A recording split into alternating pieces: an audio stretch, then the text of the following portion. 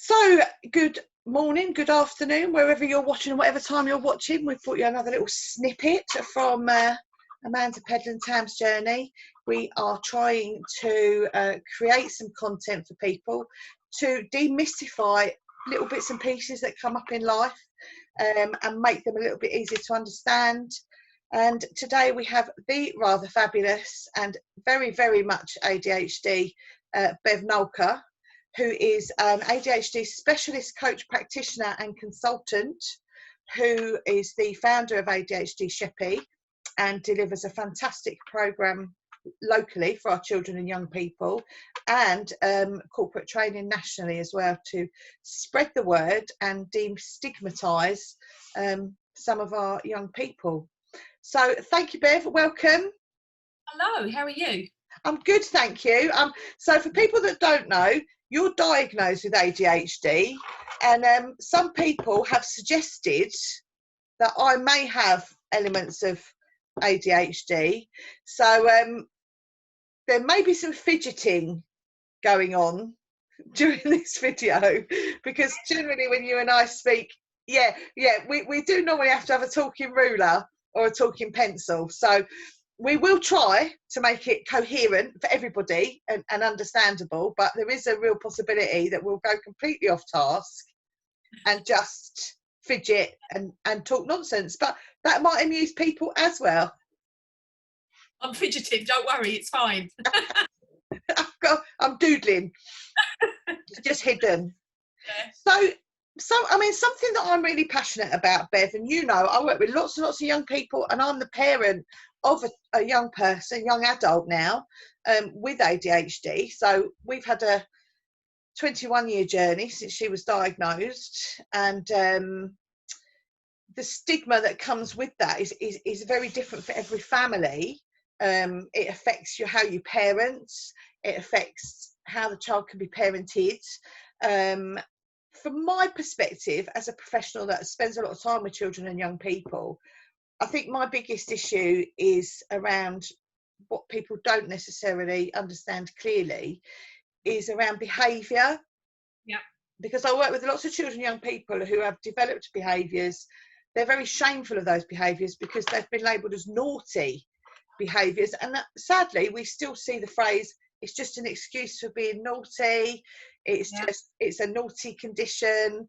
And, you know, I think in a nice, easy way, I'd quite like to get you to show us or explain to us why that's not the case. Yeah, okay.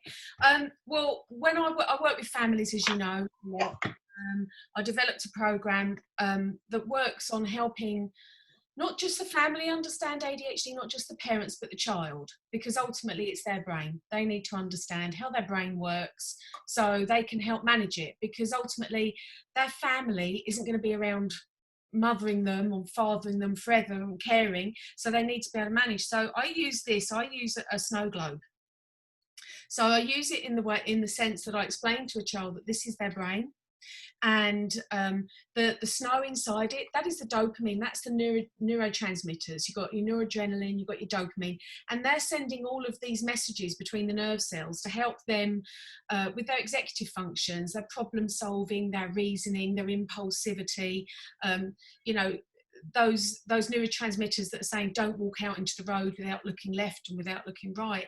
So and I sort of say to them that when this snow sort of starts to settle, when these neurotransmitters are settling a bit, that's because the neurotransmitters aren't working as effectively as they should.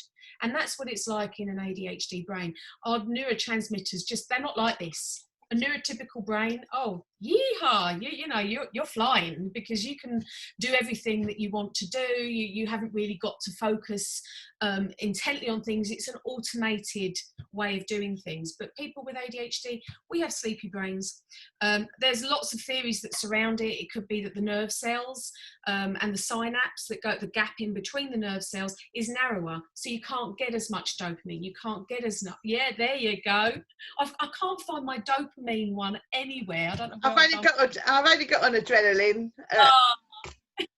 That's the sort of thing. So, the theory is there could be the gap is smaller in between. It could be that the brain is smaller, but we know that it forms at a slower rate. than neurotypical brains, but we, there is a catch up, I believe, but that's way beyond my scope, the scientific side of things. But simplified ways is just explaining that your brain isn't just working in the same way. And it's really interesting because so some people who have not seen me before, but know you, I do lots of work with children, young people. I teach them some of the brain science at a very, very basic level, because my belief is that if they have a basic understanding biologically and neurologically about how their bodies work, then we can remove some shame from some behaviour and have conversations, as opposed to adults then having an emotional response to that behaviour, and then over time that dialogue becomes more practical. We're not trying to remove emotional feeling, we're trying to get it to a point where we can understand what's happening in our bodies, and it's the same way. So we have these guys, and I have adrenaline, and the kids, they call them the RONs. They've even created a language now. I've got so many kids now that we talk about the RONs, because they call this is Ron the neuron, and we talk about the RONs, and the fact that children can understand that we're having a conversation about the neurons, about the RONs, and that you can then explain to them in a way that is easy to understand. They can see a plushie, they can see a thing, and I mean, some people do the hand brain. Yeah. Flipping it. I don't know it, but I know some people do use the hand brain, thing. I had a family come and see me a couple of years ago now, and their son was nearly 18, and he'd been diagnosed with ADHD when he was 7, and he'd been medicated, and then he decided to stop taking his medication when he finished school, and they came to see me because they were really struggling with him, and he was going to college. He'd started college, and they didn't know how to support him. So I just sat down with them and we went through the real basics. So we talked about the brain, we did some myths and facts activities surrounding ADHD, and then we talked about medication and how, when you're taking a stimulant medication, this is what it does to the dopamine, the noradrenaline. It gets it moving, gets it focusing in your brain again. And they said that he'd been on medication all that time and they hadn't understood what it did and how it worked and how his brain worked. And to me, that's why I do what I do. It's just, knowledge is power, You come out of a paediatrician's office, and we have exceptional paediatricians where we're based, but you still come out a little bit like a rabbit caught in the headlights. And that's how I felt when my son was diagnosed. I didn't know what to do, who to ask for support. There wasn't any support groups where we live.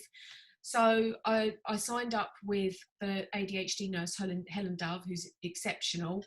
And I had to wait 6 months for this course. So I was in limbo for 6 months. But what I did was I went on lots of forums, I went online. And this was actually in the very early stages of Facebook. So you didn't have all of that going on. God, I sound really old. But anyway, so you basically just read books, go on forums. I attended ADDIS conferences, saw speakers with ADHD, and I thought, wow, these people have made it. It hasn't got to be the end of the world that you've got ADHD.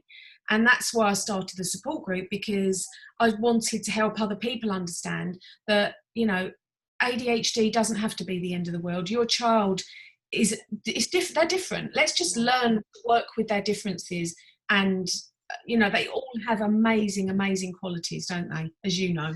Yeah, they do. And I mean, something I teach the children, which they're not aware of, is we do whole conversations about neurodiversity.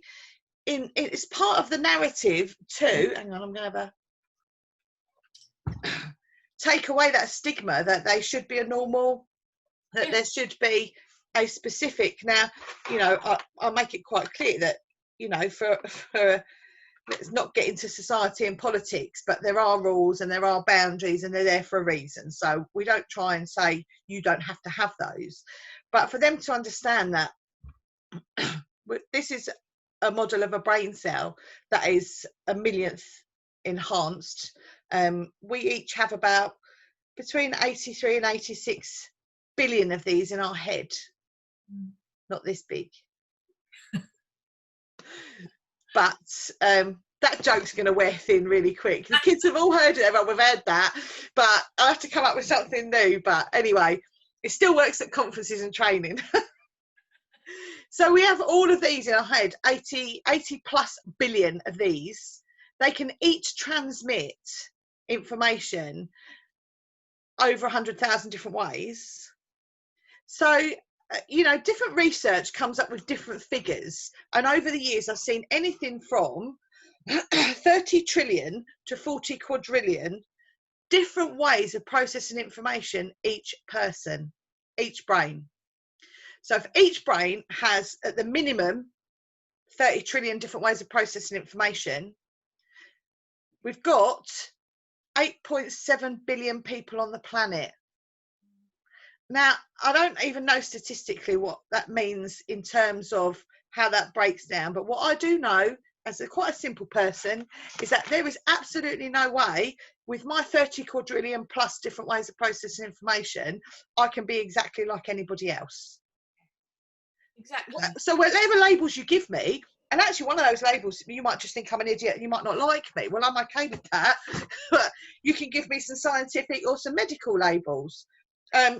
You know, people, we give each other labels. Some of them are right, some of them are wrong. But it's about getting that acceptance of individuality. And that snow globe, I really like that, because that is, I think it's really hard for people to understand that stimulant medication for ADHD calms by stimulating. And I think that's what I found it as a parent. I mean, I was a little bit before you, so I had not a clue what I was doing. And I spoke with Jackie from Positively Empowered Kids earlier in the week, and we talked about empowerment. I wasn't an empowered parent. I had support.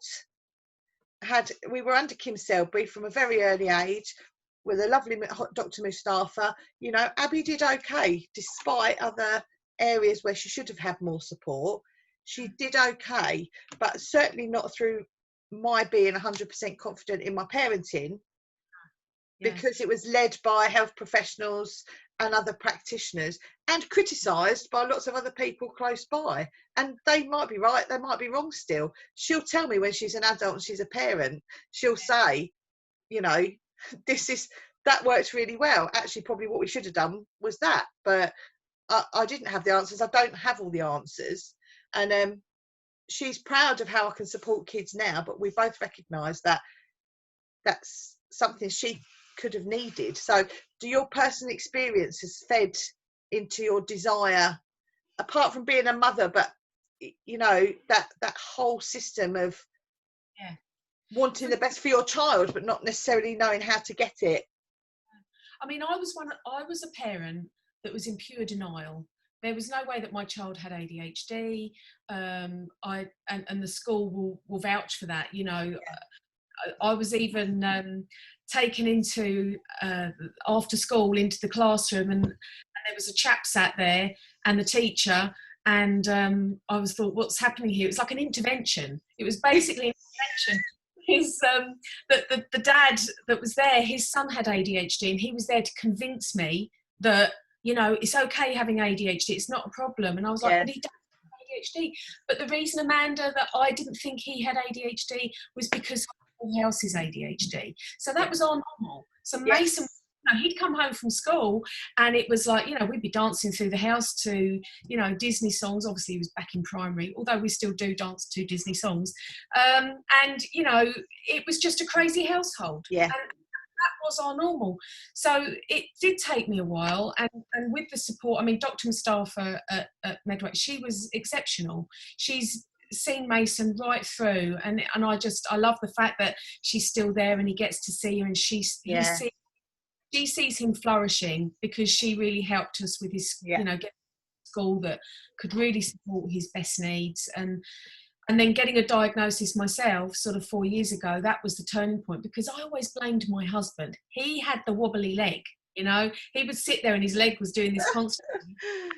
When it was suggested that I might have it, and I was like, you're crazy. And then when we went through the questionnaire and we went through the whole sort of diagnostic process, it was like, sorry, yeah, it's me. But, you know, it's fine, because it's helped me learn about myself, which has then helped me put together this program to help other people, because ultimately these young people are going to grow up into big people.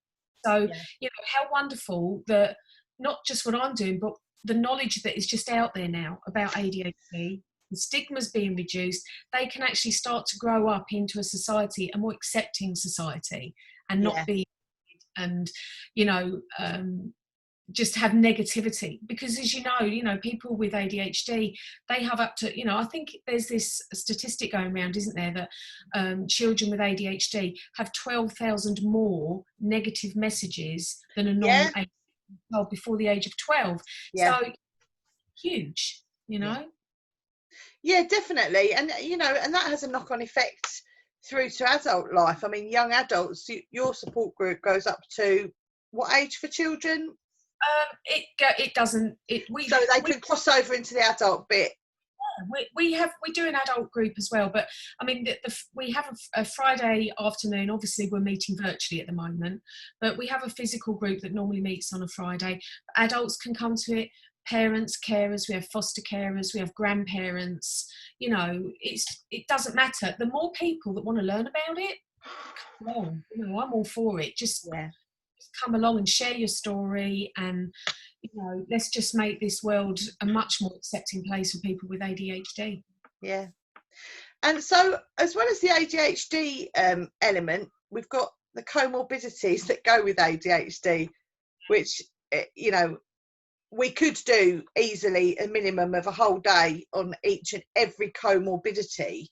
And I think that really can complicate factors. So, you know, in our family, there is a lot of comorbidity between ADHD and ASD. And we've got family members in denial. We've got family members who are accepting.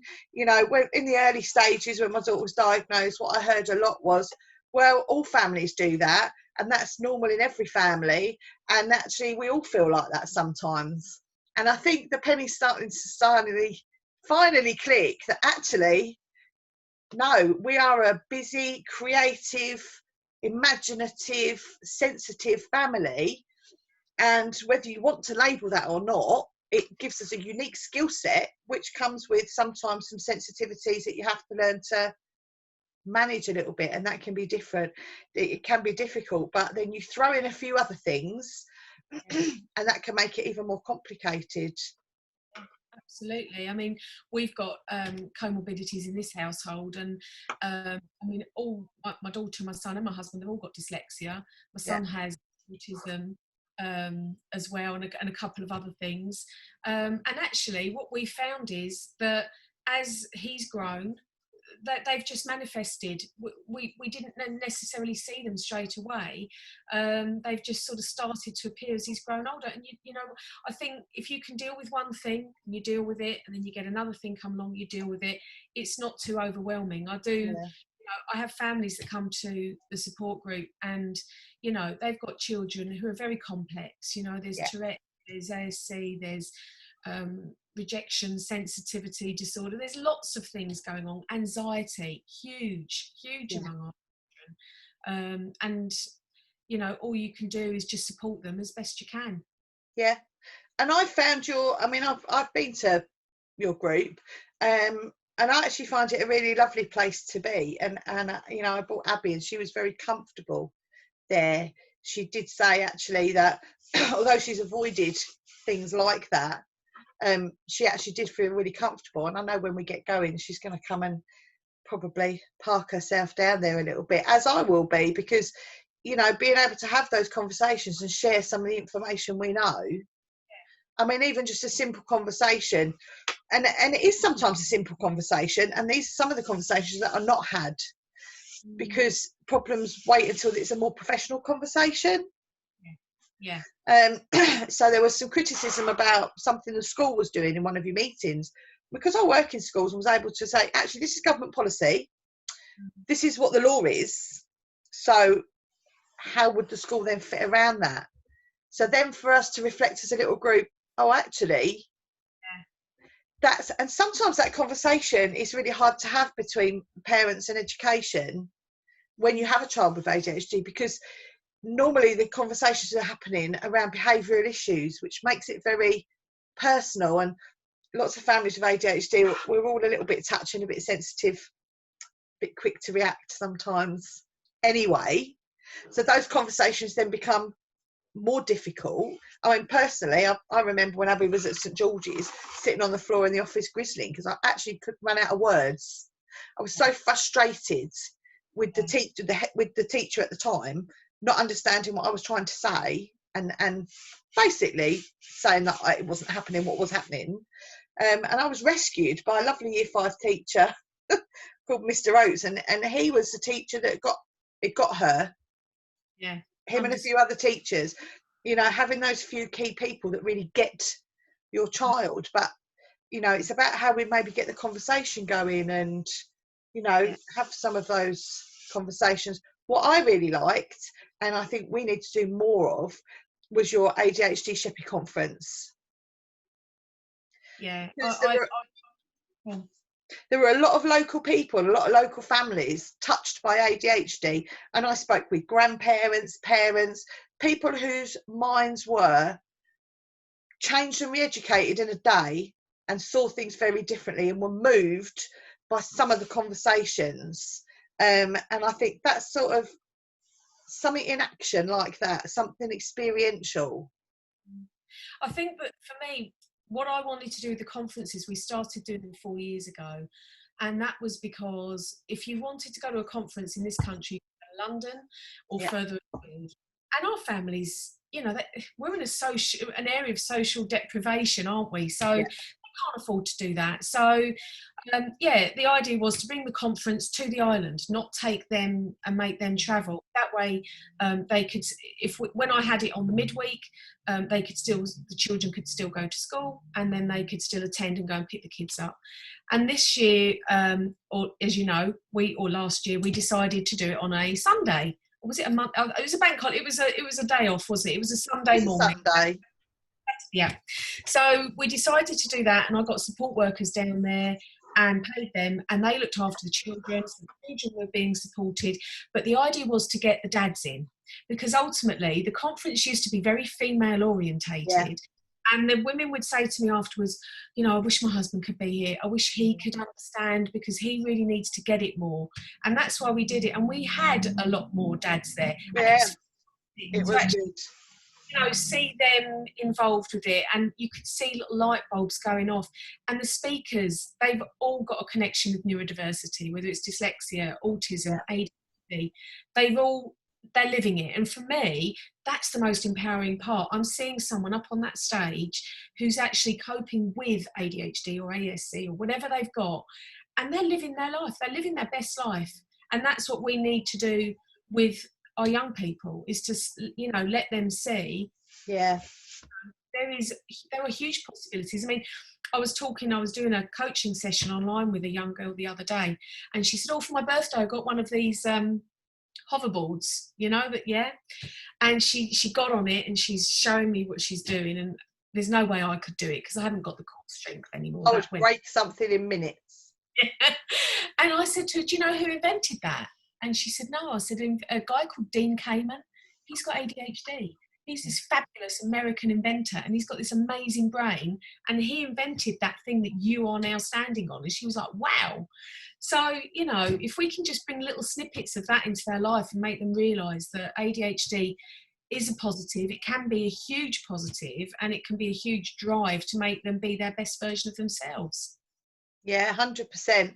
So have you got dates for this year's conference penciled in? We haven't, because we don't really know what's going on right now. So we have been talking about doing a virtual conference. Good. So there is talk of that, which you know, I've been talking to my friend Kevin in America, Kevin Roberts, who wrote the Movers, Dreamers and Risk Takers. He amazes me. We love Kevin. Abby has his books autographed by Kevin. Yeah, he's an inspirational guy. You know, if you can keep up with him sometimes, when he's in full flow, you really have to sort of keep up. But I mean, it's... You know, he can speak. So I bought, one of my colleagues came down for the conference the last time, and she used to live in Germany. So Kevin's standing there talking to me, and the next minute he's talking in German to her, and I'm like, You know, and then he can go off into, you know, Russian, Slovak. Yeah, he's Yeah. amazing. So yeah, there is talk of doing that. It obviously just depends on the situation and what we're allowed to do, and we just have to work around it. But I do want to do something. Yeah. Okay then. Well, I think you and I could talk all day, as we know. Managed well. We I have think. managed very well. Yes, there was no swearing. There was no rudeness to each other. We haven't used rude nicknames today, and hopefully, given a little bit of insight into your passion for ADHD, because obviously the more people we can get accessing ADHD Sheppey, there are great things to come over the next few years for sure, in terms of expanding that offer and looking at how we have more conversations at a more local level, bringing that information back into Swale, into Sheppey, and making it accessible for more and more of our families, which is vital. And we just have to annoy everybody until that happens, which I have no problem with. Do you? If you can do that, I'm easy with that. Thank you so much for your time. This will get posted up on YouTube, and hopefully that gives some information to everybody. I will put your ADHD Sheppey details on the links as well, so that if people want to get in touch, they'll be able to get in touch with you in the most appropriate way. Fabulous. Thank you. No, thank you. It's always a pleasure. See you later. Take care. Bye.